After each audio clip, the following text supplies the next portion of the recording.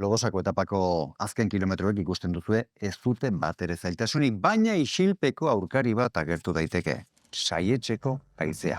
Jo dezagun haizeak saietxetik 21 kilometro orduko indarraz jotzen duela. Hori nahikoa da, haize babesa antolatu alizateko. Eta haize babesan txirrendulariak ez dira zehazki bata bestearen atzetik kokatzen. Bata bestearen aldamenean hainpustu ere. Haizearen gandik babestuta. Eta erreleboak ere, babesetik ematen dituzte, kasu horretan argi eta garbi ikusten da eskuinetik ezkerrera. Haize babesean bi giltzarri daude. Lehendabiziko postuan doan txirrendularia eta azkenekoa. Lehendabizikoak erabakitzen du zenbat txirrendularik abitzen diren bera eskuinerago edo ezkerrerago kokatu. Eta azkeneko postuan doan txirrendulariak aldiz, giltzarrapoa ezartzen dio haize babesari. Itxi egiten du eta horretarako teknika ona, ausardia eta sekulako nortasuna behar dira, berari komeni itzaion inori lekurik ez uzteko.